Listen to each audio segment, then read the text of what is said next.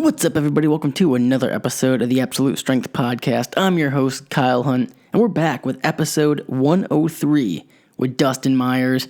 My dude he's an awesome guy. I was super pumped up for this episode. If you don't know who Dustin is, he is the co-founder, I guess you could say, of Old School Gym with Corey Gregory. He's a partner at Max Effort Muscle, Corey Gregory's new supplement company. And specifically for this podcast, what's relevant is he does a lot of work with Ohio State's wrestling team with strength and conditioning. Ohio State probably has, I think they're actually ranked number 1 right now in college NCAA wrestling. So he works with a big-time Division I program for strength and conditioning. And as you guys all know, I wrestled. I'm a big wrestling fan. So we talked a lot about wrestling in this one, talked a lot about training for wrestling, but a lot more than that. So if you're not, maybe you're not into wrestling or not a wrestler, we just talk general strength training. This is two meatheads sitting down with a microphone and talking. And you can only imagine what we get into. This is a really cool episode. Like I said, Dustin's another one of those guys that he's not going to be on the podcast circuit. So this isn't going to be recycled material, I guess is what I'm trying to say. This is going to be stuff that his perspective, if you follow him on Instagram, he's an awesome follow on Instagram. Very motivating. Dude's in phenomenal shape, strong, aesthetic, putting out quality information. I'll put the link, as always, to his social media stuff in the show notes. But this is a great episode. Before we get into it, as always, the Absolute Strength Podcast is sponsored by Health IQ, an insurance company that helps weightlifters and other health-conscious people get lower rates on their life insurance. To see if you qualify, get your free quote today at healthiq.com/absolutestrength or mention the promo code AbsoluteStrength when you talk to a Health IQ agent. I will put the direct link in the show notes. So, a lot of podcasts this week. Might have one more. I don't know. We'll see. This is the third one this week. I wanted to get a solo one in this week. Maybe I'll record it and get it up for Saturday. No promises, but make sure you're subscribed. Make sure you're paying attention on that, wherever you listen to it, on iTunes, Google Play, Stitcher, just on the old website. Wherever you listen to it, make sure you are paying attention, because I'm throwing podcasts at you left and right. And keep giving me that feedback. I love the feedback I'm getting. I'm receiving a ton of Instagram messages, emails, Facebook messages, just everyone hitting me up saying that they're really enjoying the podcast. They've given me a ton of good feedback back on the last few guests. I've been really happy with them. I think the value has even exceeded my expectations the last handful, 10 podcasts or so. So we're going to keep this rolling. 2018 is, we're 18 days into it, 19 days into it. Can you believe that? How are you guys doing? We're 19 days into 2018. How is your new year, new me coming along?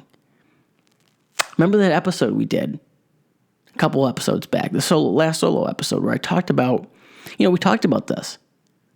Reflecting on last year, making plans for 2018 to make it your best year. We're 18 days in. This is the point, 19 days in. This is the point where, this is where things start to slow down a little bit. This is the point where that newfound motivation, because it's a new beginning, so to speak, is starting to wear off a little bit. So now is, we're beyond that motivation. So now we have to fall back on our habits. We've got to fall back on the things that we've been doing for the last 19 days, or should be doing for the last 19 days, to keep it. For example, for me, one of my things for 2018 was, big picture, taking my training to the next level, which is, a lot of people want to say that, but I know there's like little things I need to do in order to be able to take my training to the next level. One of those things was taking a bigger, emphasis on mobility work. And not just in the gym mobility work, like taking it home with me and doing some stuff at home so I can move and feel better when I actually get to the gym. And I can say I've done a really, really good job. I'd be lying if I said I did it. I've done it. My goal is pretty much twice a day. In the gym, as part of my warm-up, as part of my cool-down type thing. And then another point in the day at home in my office, either in the morning or nighttime. I haven't done it twice a day every day this year, but I've done it at least once every single day and twice a day most days. There's been a couple days I've missed, but I will say I've been moving and feeling better. And one of the things I noticed, and I actually thought about it today because I did squats today. Today was a squat and deadlift day. And during my warm-up, I'm like, man, I'm like warming up a lot easier than I normally do. Normally it's like it takes me forever to start to feel good. Like, I think a lot of you can probably relate when you walk in on a squat day and it just takes you forever to feel comfortable under the bar, get your hips in a good position, knees tracking right, everything's feeling good and ready to go.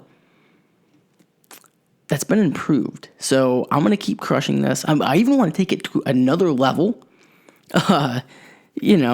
Just trying to just get a little bit better every day. But I've been reaching out to, kind of switching gears, going back to the podcast before we get into the episode with Dustin here. But I've been reaching out to some really cool guests. Like, I've been, like I said, I've been really wanting to what made me think about this is saying things like, want to take things to the next level. But with the podcast specifically, I want to take it to the next level. And the next level, it might be like a weird transition because, we're always going to be coming at you with the hardcore fitness episodes, the hardcore, we're talking lifting, talking nutrition, talking barbells and powerlifting and all the stuff I love, which is, that's my main hobby. It's what, this is my life. Training, being in the gym is my life. I love this shit. But I also have some other interests. And I want to dig into that a little bit and kind of, and that's part of this frequency project. If I'm going to be putting out more episodes, if I'm going to be pumping out more episodes, then there has to be a little bit more variety. My number one podcast, my favorite podcast, hands down, the only one I listen to consistently anymore, really, the only one that I don't really get sick of is the Joe Rogan podcast. And that was the first podcast, actually the second podcast I ever listened to ever, way back in like 2011. I don't know. I just love Rogan's format. I just love how there's a really wide range of guests.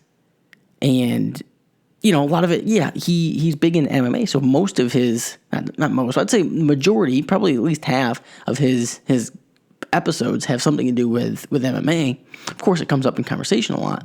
So I kind of see that as maybe the direction of this podcast going. Okay, yeah, so fitness is my main thing. So yeah, the majority of the episodes will probably have a fitness slant to them. But there's some, we can branch off a little bit and maybe cover some different areas as well. So a lot of cool, exciting things. I don't think any quote-unquote fitness podcast is going to be bringing it like the Absolute Strength podcast in 2018. And a lot of people say that shit. You guys know I'm not, I'm against the people who talk more than they do. I try to be the exact opposite. I want to do way more than I talk. So if I'm talking about something, that means I'm doing 10 times. I'm putting 10 times more effort into the action than I'm saying. Most people are the opposite of that. But one of the things I can say, because I know the work I'm putting in behind the scenes here is, and this kind of relates to what I just said about with Rogan's podcast. I used to listen to fitness podcasts, but quite frankly, I've been bored with them. I've just been bored. Everyone's recycling the same podcast guests. They're all saying the same shit on everyone's episodes. And, it's, I've just been underwhelmed. I've been underwhelmed. So I can confidently say that the episodes I've already recorded that are coming out in the next couple weeks, the level of guests I've been contacting and talking to and scheduling for later on this year, the solo podcast I have planned, it's just, I don't see anybody else in the fitness scene who's going to be putting that out this year. I just don't. I could be surprised, and there's probably people out there I'm unaware of. I'm willing to admit that. But I'm pretty confident in where this podcast is going in 2018. All right, I've been rambling enough. Let's get to the damn episode. Dustin Myers, talking wrestling, talking lifting, talking being an all-around badass. Dustin Myers.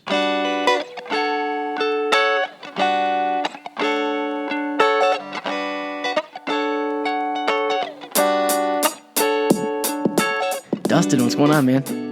Hey, how's it going, man? Thanks for having me on today, Kyle. Yeah, thanks for coming on, dude. This is going to be fun. We were talking before we went live here, and, I feel like we have a lot of things in common.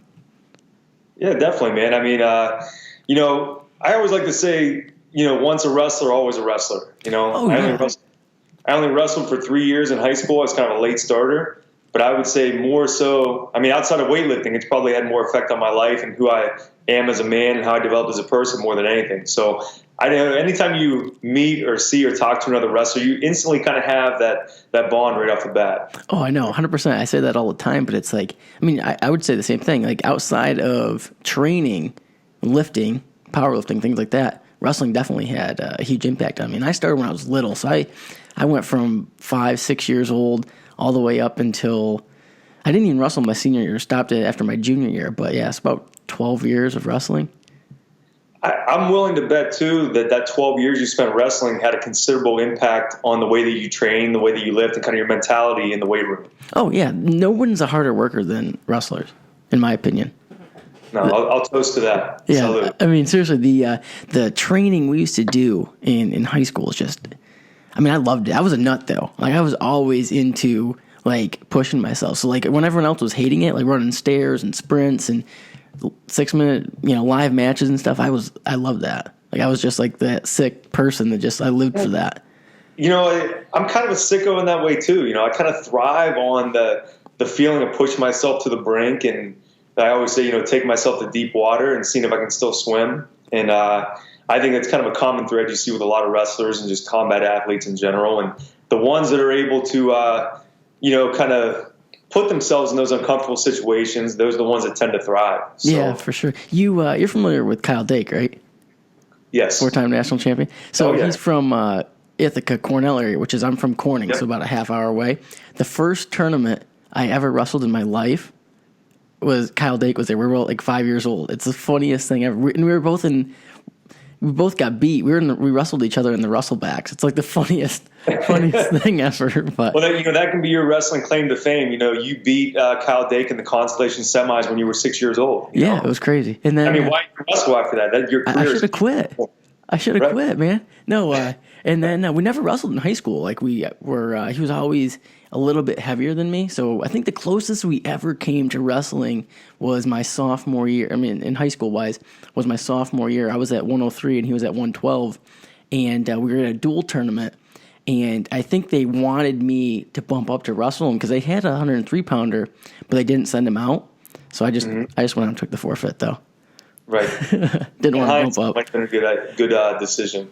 Yeah, probably. I didn't want to get another L on the record, but it would have actually, thinking back, I don't know, it wouldn't have affected me too much if I went up and got beat by him because he was, the state champ that year and the weight class above. It would almost make for a better story going forward too. You'd be able to say, I gave Kyle Dake a hell of a match or whatever. And actually too, I don't know if anyone caught this, but you just kind of showed your age. You were a 103 pounder. There's probably some kids that are watching right now going, 103, that's a weight class, or the weight classes have changed now. Yeah, the weight classes have changed now, yeah. Well, I can even take it back further. I wrestled 96, too. I wrestled 96 in 8th grade. I wrestled varsity in 8th grade.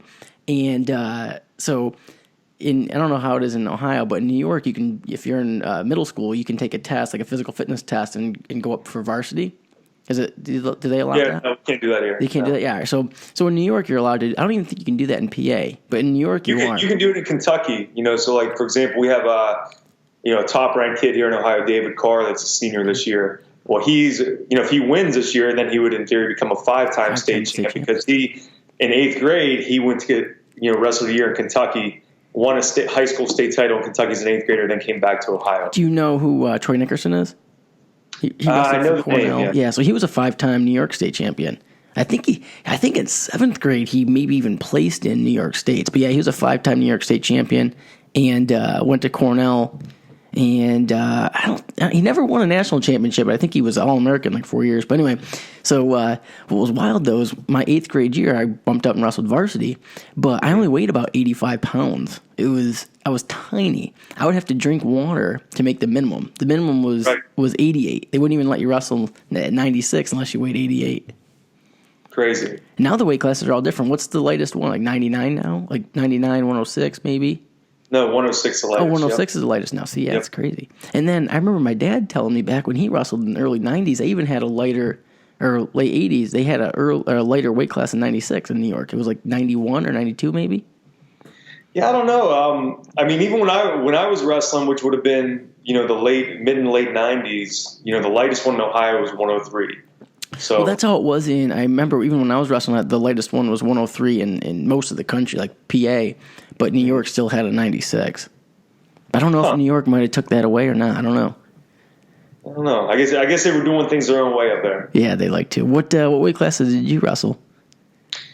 Let's see. So, like I said, I only wrestled 3 years. I started out at 119 as a sophomore, 130 as a junior, and 140 as a senior. And I can remember, even though I wrestled, weightlifting was still my favorite thing. Yep. It's kind of like the wrestling was secondary to the weightlifting. But I can remember, after wrestling season, weighing about 150 pounds and thinking, oh yeah, I can't wait to get to college and lift and get big, and I'm going to weigh like 220, and I'm going to be so huge. And here I am. 20 years later, I'm 38 years old, and I still only weigh, not much more than 150. So yeah, but your body composition's probably changed a ton. Yeah, it's changed a little bit for sure, and I definitely have put on muscle. My normal walk around weight is 160 to 165. It's wintertime right now, so I'm up around 172, kind of packing a little bit of body fat, and then after the first year, started taking that back off. Yeah, so. Well, it's natural with the seasons. It's almost like it creates like a periodization in your body composition in the winter. I kind of like to go by that. That should be my next ebook. It should be seasonal periodization. I like it. Seriously, it could be. It could be in terms of body composition. But no, what you said was kind of the same story as me. So I started wrestling when I was little. And then after that 8th grade year, my coach was like, hey, you don't even weigh enough to wrestle 96 pounds. You need to get into the weight room and get bigger. And I had never really lifted before. I jumped into the weight room and literally, probably from the first time, it changed my life. And it became my only thing I really loved. So by the time I got to my junior year, that's essentially why I ended up not wrestling. My senior year was just because it hit me. I'm like, all right, I could wrestle in college, but I don't really want to go that route. I really want to just jump into this fitness thing and just pursue that. Well, I'll tell you, there's really nothing that can have a bigger impact on your life than lifting weights or, fitness in general. But I think, as much different things as I like to do, from boxing or yoga or hiking or anything, really weightlifting is still the base of it. I think, the confidence and the strength, both physical and mental, that you get from the weight room. I mean, it can really change your life. Oh, for sure. So what got you into the gym for the first time? I grew up around the gym. My dad, we had an old detached garage in the old farmhouse we lived in, and he had a bunch of weights out there. We called it Kim's Gym, and I grew up watching him lift weights. My dad was an old kind of 70s meathead. Grew up in kind of the golden era of bodybuilding, and from an early age, some of my earliest memories of being out in the garage and watching my dad lift weights. He would work in the steel mill. He would come home, 3:30 or whatever if he was on day turn, and he would go out there and lift weights. And he did that whether it was summertime and it was 80 degrees and we had the door open, or whether it was February and it was 10 degrees out. Every day, that's what he did. Yeah. And he coached some football too. He was like an assistant football coach. So in the summertime, this is you got to remember, this is back in 1983, 84. When I was a little kid, most high schools, they didn't have, a strength program. They probably didn't even have, a lot of them didn't have, legitimate weight rooms. Yep. So, in the early 80s when he was coaching football, kind of in the preseason, a lot of his high school football players, they would come down and lift weights with him, whether it was before practice or after practice or whatever. So here I am, 4, 5, 6 years old out there watching high school kids, lift weights with my dad. And my dad was kind of almost like a de facto strength coach or personal trainer for these guys, even though, we wouldn't call it that back then. It was just, hey, these guys are lifting weights with them. Yep. And, so that's what I grew up around, and it was just kind of a natural transition. He would always, he would let me do push-ups and stuff like that, but he just kept saying, when you're 12, then you can start lifting weights. And so when I was 12, I was like, all right, I'm ready, and started lifting weights, and that was it. Yeah, that's wild. Yeah, it's crazy to think about, but strength and conditioning is a relatively new profession. Like I think, did you ever watch the 30 for 30 with Marv Marinovich with his son Todd Marinovich?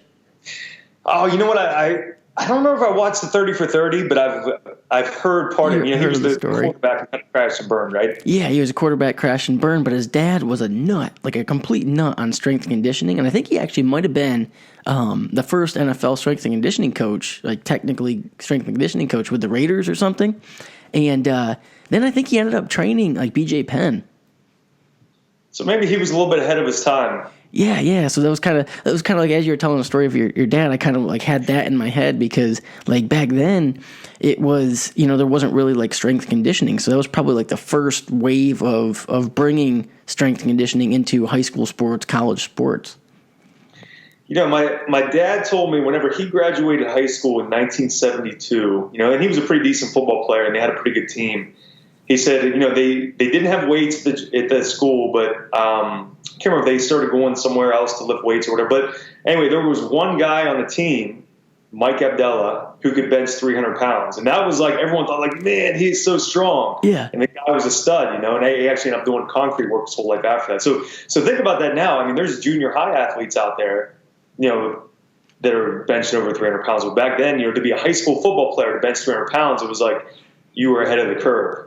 So things have changed quite a bit. Well, yeah, and specifically in terms of lifting, I think there was like a misconception back in the day that weightlifting was even important for sports. It's crazy to think about, but like especially with, maybe not so much in football, but especially other sports like baseball and basketball, things like that. Like they didn't think weightlifting was even beneficial. Right. There was the old. Kind of the old cliche of you become muscle bound, you become slow. And, there might have been some truth to that. Even when I think back about, the style lifting that I did in high school, we lifted like bodybuilders. Yep. And, so even though, I was probably doing more, lifting than a lot of the guys I was wrestling against, the lifting I was doing was maybe not ideal, for wrestling. I was training like a bodybuilder. And, I kind of contrast that now with the way I train, the Buckeyes. It's completely different. I don't remember, deadlifting or doing split squats or all these things that we do now. We weren't doing that in high school. We were worried about just having big chest and big arms, and that was it. Well, the same for me. Honestly, when I was in high school and still wrestling, I trained like a bodybuilder, and that's just what I knew. And yeah, it was probably better than nothing, but it definitely wasn't optimal. Definitely better than nothing, but not as good as what you could have been doing. Yeah, exactly. I wish I would have had somebody like myself now kind of take me under their wing and like, hey, this is how it's done. Right. How speaking of training the Buckeyes, what does a program look like for them? Well, it obviously depends on the time of year. Yeah. And I think just to kind of back things up, but when I think about training wrestlers, the first thing I look at is I look at what positions does the wrestler need to be strong in. Obviously hips, lower back, leg drive, grip, core, pulling movements. So if you want to break that down, kind of simply, what muscles need to be strong? Your legs, your posterior chain, your lats, your rhomboids, your traps, your biceps, your neck. And then I kind of build the program around that. Now, obviously, we have to be strong in every position. So we still do, pressing movements. But if you think about, wrestling, as opposed to like, let's say an offensive lineman, you're not doing a whole lot of pressing. Yeah, not much. More, grip and pulling to you. So, just kind of the most basic level, we're trying to make our hips, legs, back, and arms stronger, so that, and then, we got to be strong from an absolute strength standpoint, so we have to be, I think, that's kind of one of the misconceptions about, wrestling is that everything should be endurance based. We do a lot of stuff, functional endurance based stuff and a lot of, kind of anaerobic conditioning based stuff. But at the same time, you have to be stronger from an absolute standpoint too. That's one of the things we've noticed, that the stronger your deadlift is, the more, the stronger you're going to feel on the mat. Of course. Yeah. What are some staple movements that you guys do? Okay, I would say the staple movements are the sumo deadlift is probably like our, a lot of people say the squat is the king of movements, but for us, for wrestling, the sumo deadlift is probably the king. Mm-hmm. Now, we still do squat variations, but once we get, we do, in the off season, we do the back squat, we do the front squat, and we do the Zercher squat, which I love for wrestling. But once we get into the season, we don't load the spine anymore. I don't put a lot of weight on their backs because they spend so much time bent over that I just don't want to compress the spine and, really stress them in that way. So we sumo deadlift. We do a split squat variation, so Bulgarian split squats, dumbbell rows, weighted pull-ups, dumbbell curls, and plank positions. Those are probably and I'm going to go with a close grip bench press. Those are probably our key movements. Yeah, I like that. What do you guys do for grip and forearm stuff? We do a lot of rope climbs. We'll do towel pull-ups, and we'll do even just kind of your basic, regular like dumbbell wrist curls, but very heavy, doubles and triples. So that's kind of what we use for like that's what I would call like our absolute strength movement, for forearms, but for grip strength. But we'll do also too, what we call weight holds. So just holding heavy weight for time. Mm-hmm. That's how we'll do our grip endurance. So for me, I might have to use 100-pound dumbbells, stand up straight. So there you're working your grip, but also kind of your upper back, your neck, everything just a hold and squeeze weight. You have to do that for time.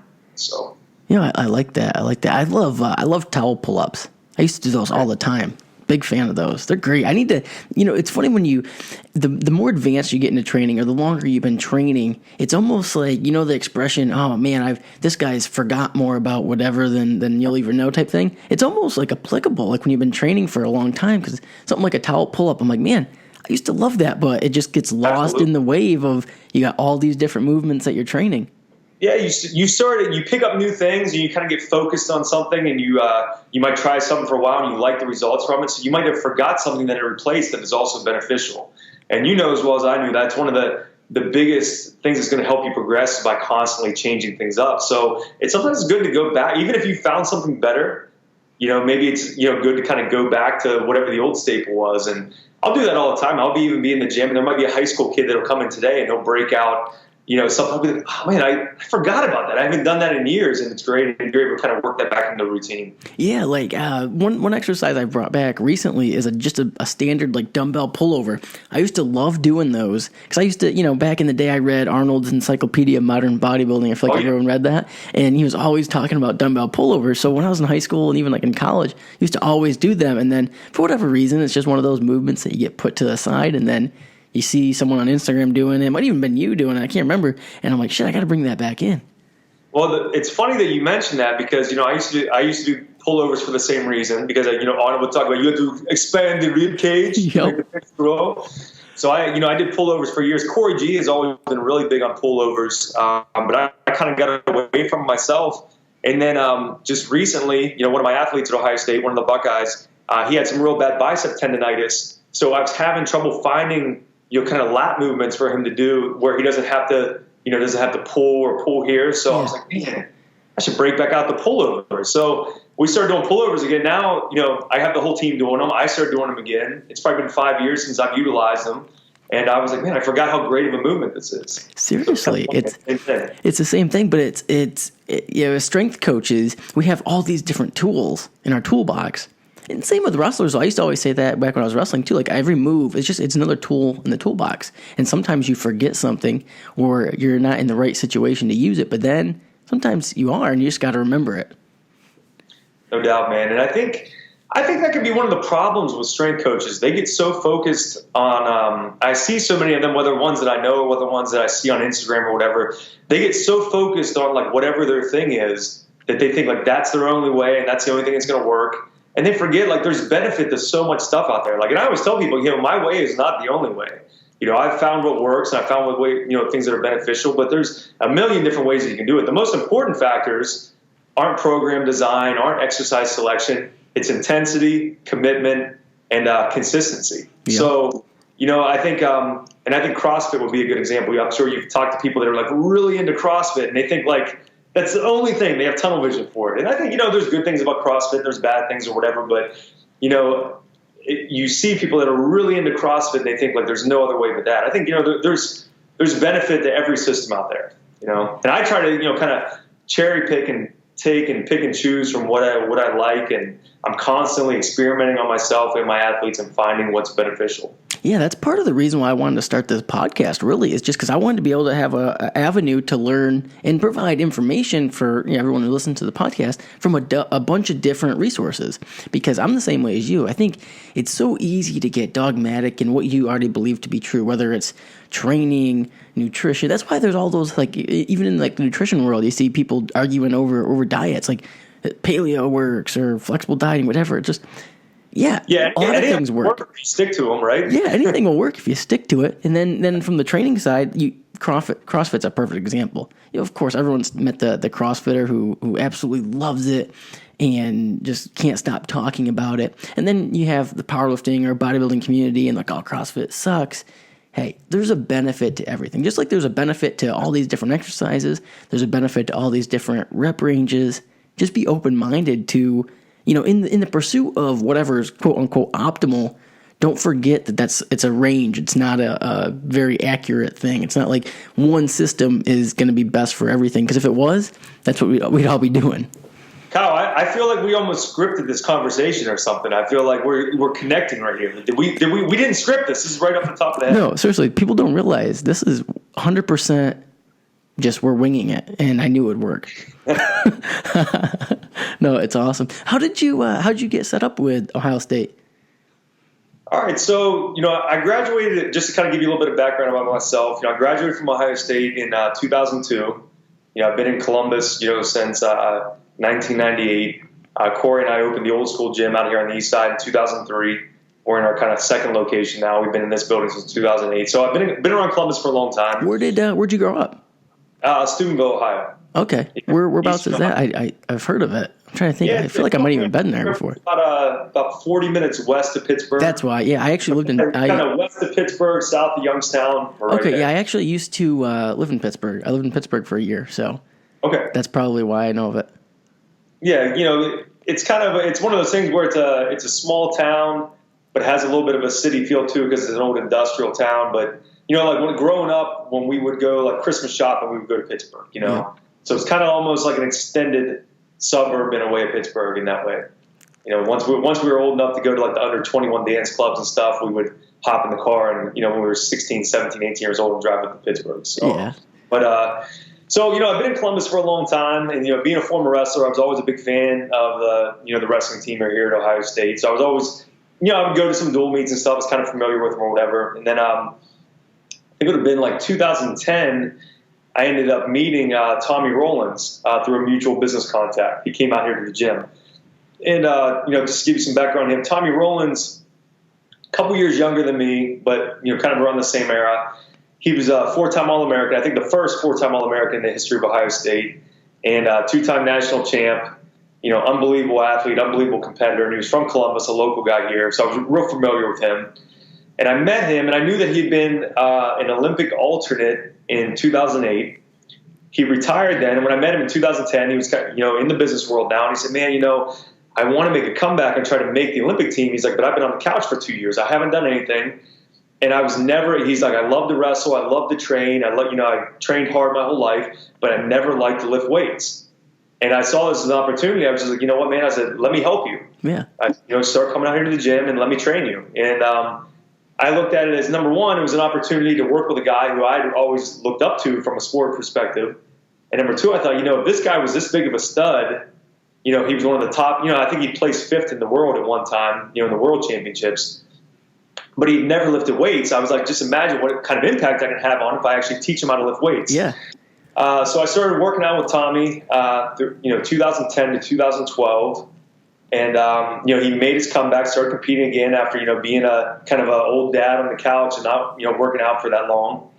And at the Olympic trials in 2012, he actually lost. He made it to the finals, lost in the finals to Jake Varner, who then in London in 2012 won the Olympic gold. Yeah. So it's kind of bittersweet. It showed us how close we got.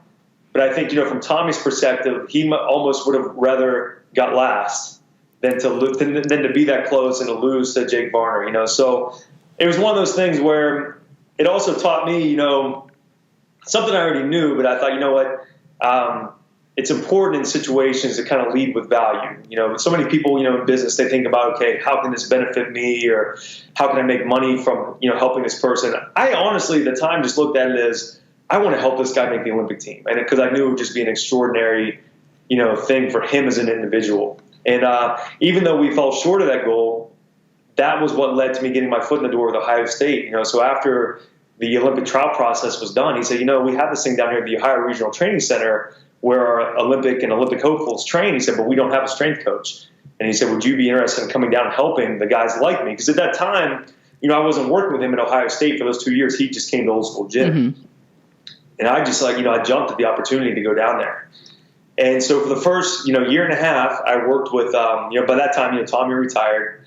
But there was, Reese Humphrey was making the world team, Angel Escobedo, Keith Gavin was down there at the time, Mike Pasillo was making a comeback. And, Logan Stieber and all those guys were still in school. And I started going down there. And at first, it was one of those things where they were looking at me like, who's this guy that wrestled 3 years? He's coming down here to, teach us how to lift weights. And I kind of had to prove myself to them. And the way I, proved myself to them was by going down there and training with them.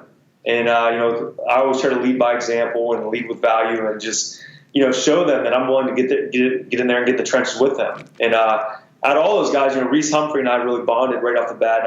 And I, worked with him and actually ended up helping him make 3 world teams and, win the U.S. Open a few times. So long story short, for the first year and a half, I was essentially a volunteer down there. And, Tom Ryan, head coach for the Buckeyes, kind of took notice of what I was doing. And, first he let me work with maybe one of the red shirts. And then, his son was gray shirting. That year, they were had him not enrolled, and he was just training at the regional training center before his redshirt year. Yep. So I worked with him, and then the next thing you know is, okay, someone was out with a while for an injury, so they pushed him off on me, and then next thing you know, before you know it, they entrusted the whole team with me, and they ended up making a paid position down there, and I've been working with the team ever since. So that's awesome. I love that story, man. It's awesome. And it's crazy because I can almost envision it. You come in and everyone's kind of who is this guy? But then when you jump in and you lead by example and you set the standard for them, people respect that. That's what I always say. Man, that's why the gym is so much more than just the gym and just training. Because people have to respect effort. No matter who you are, accolades, people can look past. Titles and degrees and everything like that. People can look past that, and that's why, but people have to respect effort. One of my athletes one time, Keyshawn Hayes, he's actually a redshirt sophomore this year. I think he's ranked number 5 in the country. So watch out for Keyshawn Hayes. But I remember one time he told me, he said, I never trust a strength coach with skinny arms and a beer belly. Yeah. And I just thought that was funny, because how often do you see a personal trainer or a strength coach who's not in shape? Now, I guess technically it's not a prerequisite for being a strength coach, and I'm sure there's strength coaches out there that might maybe on paper are smarter than me, but I haven't seen too many that work harder than me. Yep. Or that are more fit than I am. So I think it's one of those things where maybe it shouldn't matter, but in my mind, and I know in elite athletes, in their mind, it does matter. Oh, 100%. And just going back to the idea of when you go to the gym. When you're in the gym or a strength conditioning facility or just training out in the field, whatever, almost any other accolades that you have, they're eliminated. You know what I mean? We're all equals at that point. And now it's just about who's working harder, who's putting in the most effort, because that's what people are going to respect. I don't care if you're a millionaire, you come in to the gym and you're just training like a bitch, you lost the respect. You know what I mean? In the gym, you lost the respect. It doesn't matter. It's what you do in here is what's going to garner the respect or not respect. We'll be right back to the show after a word from our sponsor, Health IQ. Absolute Strength is sponsored by Health IQ, an insurance company that helps weightlifters and other health-conscious people get lower rates on their life insurance. They are also the official life insurance partner of USA Weightlifting. Health IQ uses science and data to secure lower rates on life insurance. Physically active people have a 56% lower risk of heart disease, 20% lower risk of cancer, and a 58% lower risk of diabetes compared to people who are inactive. I like to compare this to saving money on your car insurance for being a good driver. Health IQ saves you money on your life insurance for living a health-conscious lifestyle. If you think you're too young to worry about life insurance companies calculate your policy rates based on your nearest age, not your actual age. And rates increase as you get older. So lock in the best rate possible by getting a free quote today. To see if you qualify, get your free quote today at healthiq.com/absolutestrength or mention the promo code absolutestrength when you talk to a Health IQ agent. Look, this really hits home for me. I just recently got married. I have a 3-year-old daughter. I have a family to support. You hate to think about it, but if something ever happened to me, what happens to my family? I feel it's irresponsible not to have coverage. The truth is, you just never know. I mean, you never know. We live in a crazy world, and it's just better to be insured. So what's unique about Health IQ? When it comes to life insurance, weightlifters usually have issues getting good rates because of BMI. BMI stands for body mass index, and it can't tell the difference between muscle and fat. For example, I'm 5'5" and 165 pounds, and based off from my BMI, I'd actually be considered overweight, despite being in good shape and relatively low body fat as well. Health IQ works with carriers to ensure strength trainers, guys who lift weights and have a bigger BMI, because of that, a buffer to account for the added weight from muscle mass. You owe it to yourself to give this a shot. 56% of Health IQ clients get exclusive special rates. To see if you qualify, get your free quote today at healthiq.com/absolutestrength or mention the promo code absolutestrength when you talk to a Health IQ agent. I will put the direct link in the show notes. Yeah, I'll tell you a funny story about that. So a good buddy of mine, Antonio Pittman, he was a running back for the Buckeyes. Let's see when this would have been. I don't know, like early to mid-2000s. Did he play in the NFL? Yeah, he played in the NFL. I feel like I know the name, yeah. Yeah, I think he might have. I'm trying to remember he played at maybe New Orleans, maybe Carolina. He's made 3 or 4 years. Yeah. Was a hell of a running back for the Buckeyes, and we work out here. He's actually a fireman here in Columbus now that he's retired from the league, and he's a phenomenal athlete, great shape, strong as a bull. And we lift here, sometimes at the gym, and usually when he would come in the gym, I would be on upper body. We'd end up benching. He's like, I want to do legs. I said, well, I always do legs with the wrestling team. My 2 leg workouts every week. It was Monday and Friday, and I trained the wrestling team. I said, so if you want to do legs with me, I said, come down and lift with the wrestling team. Mm-hmm. He's like, all right. So now Pittman and a lot of the other Buckeye, football standouts that come to the gym, one of the reasons they love lifting an old school gym, besides the environment and besides the, kind of our hardcore work ethic, is they come here and no one bothers them. No one is coming up asking for an autograph. They're just another guy at the gym. When Pittman's here, he's not a 1,000-yard rusher. He's just, hey, Pitt, what's up? And effort is the only thing they respect. So he comes down to work out with me one time at the regional training center with the Buckeyes. And this was like during the summer, and we had, a lot of teams out of town, but there might have been 10 or 12 guys there. And most of these guys, you've got to figure they're college students. They're 18, 19, 20 years old. A lot of them are probably too young to really remember Pittman, So they don't even know who he is. I just told them, I said, hey, one of my buddies going to come jumping on the leg workout today. They're like, all right, cool.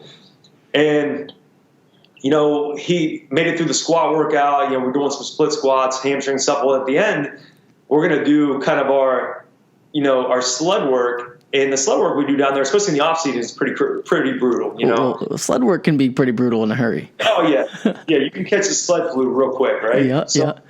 Long story short, we're doing like this sled relay race with these really heavy sleds on the mats, and by the end of it, Pittman was so dead. He got to where he only had about 10 feet left to go, but he was face down on the wrestling mat. He physically could not set up to finish. He'd already made it so far, but he could not finish that. And he gave everything he had, but he was dead tired, and just his body quit on him. Yeah. And the funny thing was, these guys were just looking at him. They're like, who's this scrub? I love it. Former NFL player, former, 2 or 3 year starting running back for the Buckeyes. These guys have no idea who he is. Mm-hmm. So my wrestlers, they're just looking at him like, man, you brought this bitch to work out with us today? I love it. And after he left, I told them, told them who he was. And they're like, oh, really? They had no idea. So it was just kind of funny, just kind of going back to the whole thing about, effort is the only thing to respect. They had no idea that he was, former NFL running back. They were just looking at it as like, this guy can't finish the sleds. He's nothing. Yeah, I love it, man. I love that because that was a perfect example of what we were talking about. Like, man, when you're in the gym, it's like, it doesn't matter. Another thing too is Pittman. They'll be mad at me for telling that story, man. No, I love it. Hey, it wasn't bad on him. He gave everything he had. No, he did. It could have been worse. It could have been worse of a story for him. He just he hadn't done a leg workout in a while. Definitely not one like that. And it gave him a new respect for how hard wrestlers train. To this day, every time I see him, he's like, man. He's like, people don't understand how hard wrestlers train. He's like, I thought people train hard in football. He's like, but not compared to that. Well, So, I'll tell you what, too. Another thing with the sled. I mean, I have some stories. I've crushed some people in the sleds where we do a leg workout, and then at the end we throw out the prowler with, heavy prowler pushes. And I've taken some guys, some big, strong guys, and humiliated them. I mean, one of my buddies, one time we came. Fatigue makes cowards of us all, right? Of course. And, we crushed the workout, and he was doing great throughout the whole workout. And I'm like, hey, we're just going to throw in a little bit of sleds, kind of like a finisher, a couple down and back, nothing crazy, and we'll get out of here. One down and back. He was in the bathroom, locker room for about 40 minutes, just puking and just destroyed. So, for anybody listening who hasn't had that type of sled flu in the past, it's real. It's definitely real. Oh, the sickness is real, and one of the things I love about sled work, heavy sled work, besides the fact of how well it translates to strength conditioning for sports, is that it's like anything in life. Like, you get out of it what you put into it. You can make a sled workout kind of tough. You can make it hard, or you can make it the absolute hardest thing that you've ever done. And that's almost hard to do in the weight room, because usually, like, I can't go on the bench press and make it the hardest thing I've ever done. No. My triceps and my pecs will give out. Will just give out, yep. It'll give out. So same thing with pull-ups or anything else. But, sleds are one of those things, like even a short, like you said, a down and back, I can make it the hardest thing I've ever done by how much effort I put into it. Yeah, well, another thing, too, is it's like, I was talking about this the other day with Brett Contreras, and we were talking about how if I asked you to do a 3-rep max on your deadlift, and you actually went to a complete max, 3 reps, last rep you could do, and I was like, well, you have to do one more. You wouldn't be able to. You'd be like, I can't. Like, even if, it doesn't matter, I could offer you $1 million just to do one more rep. You're like, I can't do it, man. That was 3-rep max. But something on like a sled push, down and back, you get maximum effort, you come down, and you could be completely dead. And I'm like, dude, you got to do another one.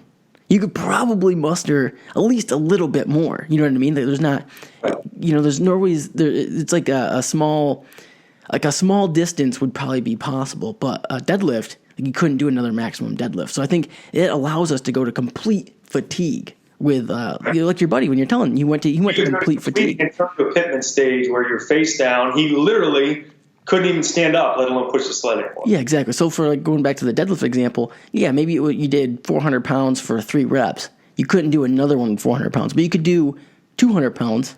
But that's not how we do it in the weight room, Right. Yeah, exactly. How'd you get up with Corey G? What's the story there? Well, Corey G and I kind of grew up together. We met in 10th grade whenever our junior highs kind of funneled into the high school. So he was from a different junior high than I was, but we kind of grew up in the same area.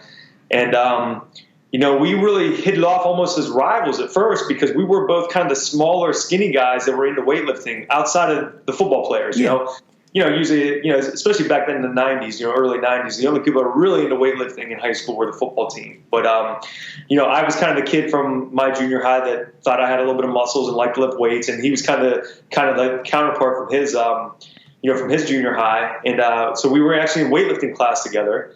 We had a great strength coach, Coach Hoover, who was, he was only a couple years out of college. He played D1 football at Eastern Michigan. And so he was a really knowledgeable weightlifting guy. So me and Corey met in weightlifting class. And I still remember, maybe like the first couple weeks of school, Coach Hoover had he kind of had some strength tests or whatever, and he kept records on the board. And me and Corey kind of battled head to head in dips, bodyweight dip competition. And I can't remember the exact numbers. I feel like it was he got 45 and I got 48. So I barely edged him in the dips. And it was one of those things, everyone in school was talking about it. And then it got back to me that he told my girlfriend something well, yeah, he got 3 more than me, but he wasn't locking them out all the way. So, oh, shit. Yeah, so that's the worst. Shots fired right there. Yeah. So that was kind of the beginning of our friendship, was almost a little bit of a weight room rivalry. So then I can remember being kind of pissed off that he said that, but I was like, well, I'm going to start battling him head to head in the gym. So we became workout partners. And it was a mutual respect of okay, this guy's strong, but I'm going to show him up. So every day we would lift together. And then he started actually coming down to my dad's gym. So fast forward from when I was a kid, watching the guys weightlift with my dad. Now I'm in high school, and some of my buddies from weightlifting class start coming down after school every day and lifting weights. So Corey was one of them. And that's kind of how our friendship developed right there. So we had myself and Corey, another one of my buddies, Luke Spencer, who's real competitive, who's a really good wrestler. He would lift weights with us. And then we had a couple other buddies, Steve and O-Dog and Onwa. They actually weren't really that big into weightlifting. They might come in and do a couple of sets, but they would get in the driveway and shoot hoops, and we'd play hacky sack. And that was like the everyday after-school routine. Was we were kind of carrying on that weight room tradition at Kim's Gym. Dude, that's awesome. I could just like picture it. Like, man, that's probably so much fun. But I can just hear like that's like the wrestler mentality there with you and Corey G. It's like so one-on-one. It's like let's like elevate ourselves to get better. Right. Even though that's not what you're thinking. Like you're literally thinking just like compete, get better than him. But really, you're both elevating yourselves.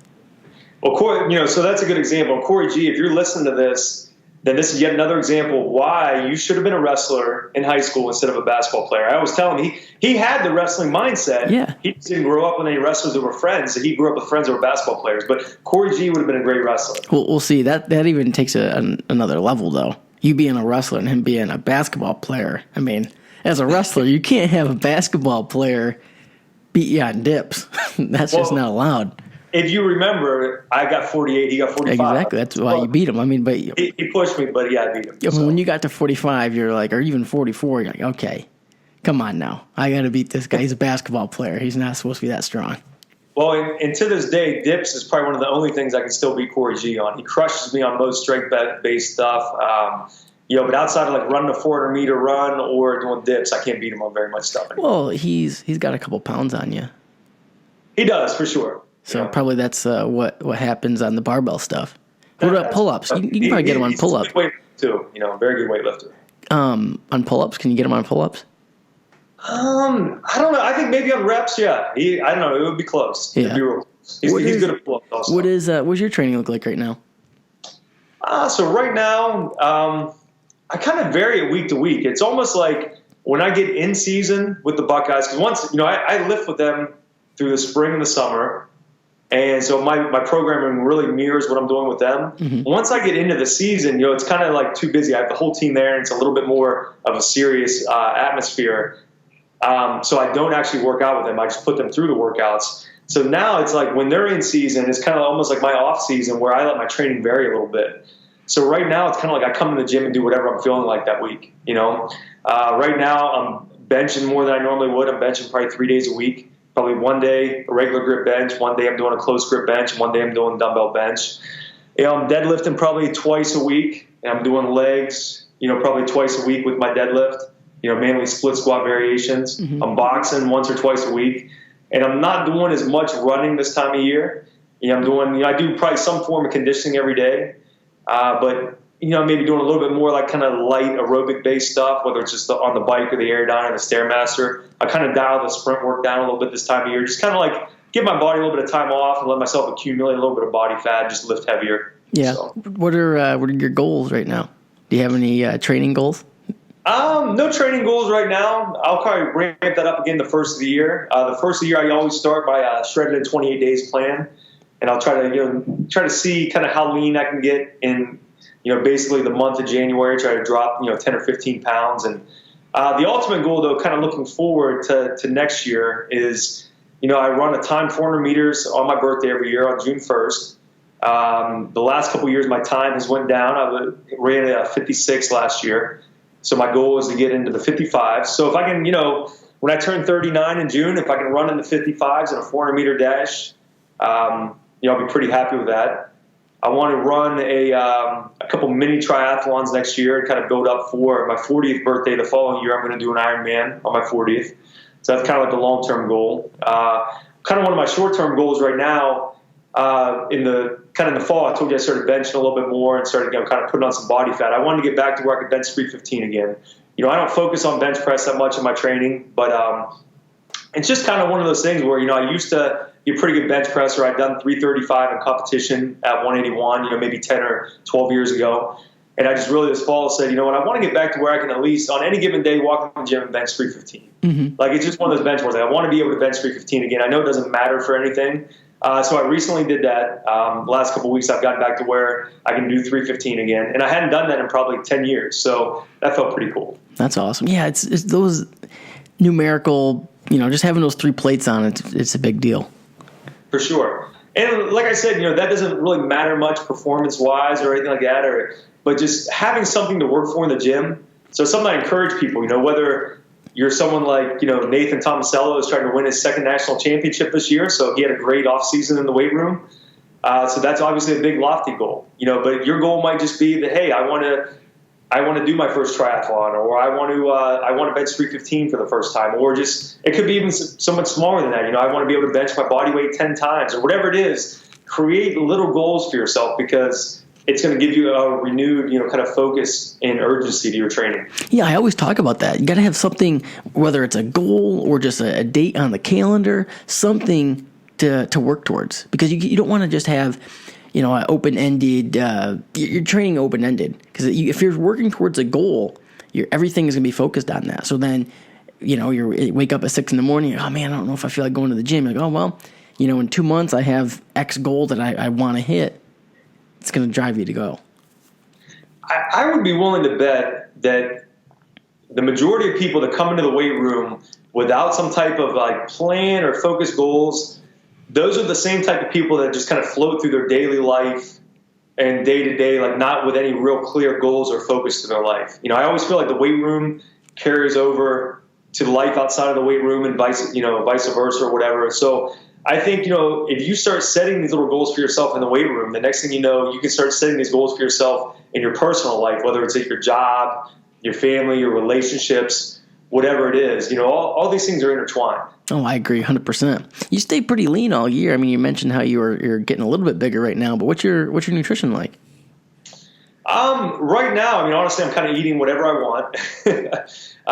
But to a degree, but we'll talk about, how from January to September is typically when I eat clean. So we'll kind of talk about that. During those 9 months of the year, I do what I call it cocoa fasted cardio. Actually, I wake up, I have coffee with coconut oil, get some healthy fats in, some caffeine right off the bat, and then usually my first workout of the day is going to be something conditioning based. So I'll get down to Ohio State or here at Old School Gym, maybe by 5:30 or 6 a.m. and I'll do some type of sprint work or sled work or, some aerodyne or whatever to kind of spike my metabolism. And then usually after that, I'll have my first meal, or I may even do my weightlifting workout after that and then my first meal. And typically that will be 4 eggs, chicken or turkey sausage, and maybe a half of an avocado. If I feel like it was a really intense workout that day, I may even throw some fruit in that first meal, some berries or whatever. And then maybe, mid-morning, I might have a snack with just some almonds and nuts or something like that, just some high fat again. My next kind of like real meal will be kind of like midday, and I'll have maybe a salad, with, chicken and avocado or whatever. Or I have if it's on a day where I feel like I need to have some carbohydrates, I might have like some sushi or a poke bowl or something. And then for dinner, beef, fish, chicken, green vegetables. So pretty simple, really. So pretty low carb. What's that? Pretty low carb? Yeah, pretty low carbohydrate. My body is pretty well fat adapted. I don't think that I need a ton of carbohydrates to function well and to perform well. I will eat some fruit post-workout. But other than that, I might go 2 or 3 days in a row without getting any complex carbohydrates. But I'm a big feel guy. I go with how my body feels. And if 2 days in a row I wake up and I feel like I'm dragging, then I might eat complex carbs after my workout. But I don't feel that I necessarily need it. And, I've been eating like that for years. I stay lean year round. I work out like a fucking maniac year round, usually 2 or 3 times a day. And like I said, I'm closing in on 40 years old, and I feel great. Yeah, so the results speak for themselves. Right. Do you work with the wrestlers at all with their nutrition?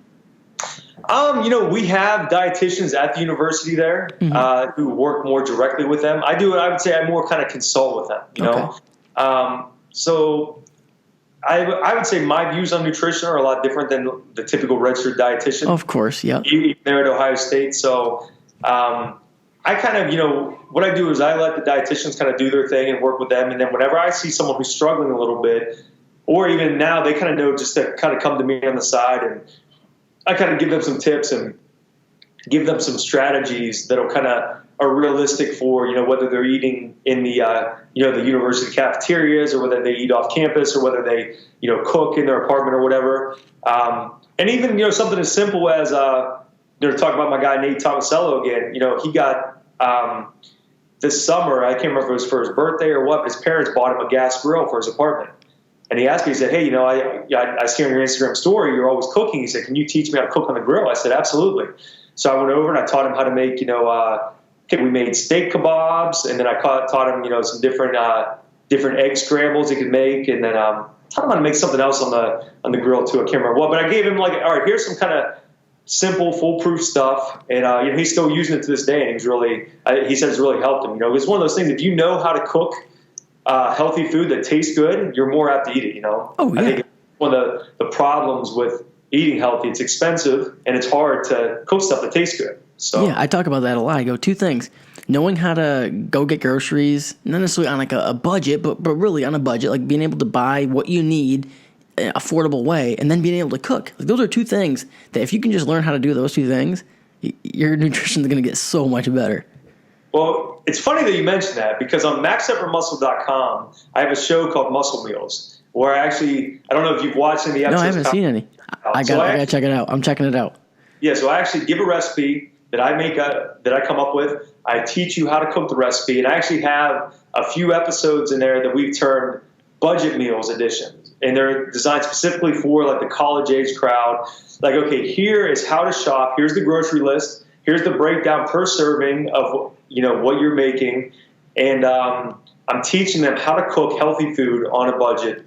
Muscle Meals at maxeffortmuscle.com. Budget meals. You can't go wrong. Is it right on the website or on the YouTube? Yeah, it's on the YouTube channel. Cool. I'll put the link in the show notes for sure. Awesome. Yeah, dude, this has been awesome. This has been a fun conversation. Yeah, no doubt. Hey, I could talk about this stuff all day. Oh, I know, me too. Stuff you like, right? Oh yeah. I mean, I feel that's one thing about this podcast. Like, not all of them. I will admit, some of them, some conversations are tougher than others. Sometimes it is a little bit like pulling teeth. But when you get a good connection with someone, I feel like we could talk all day. Yeah, well, like you said at the beginning, I feel like we, at least on the surface, we have a lot in common. We're meatheads that are former wrestlers that love to lift weights and like to talk. So, yeah, exactly. Yeah, we could go all day. How do we run with this, right? What's new going on with Max Effort Muscle? Okay, so with Max Effort Muscle, we got a lot of good stuff coming out. We just came out with our protein bar. Yeah, I saw that.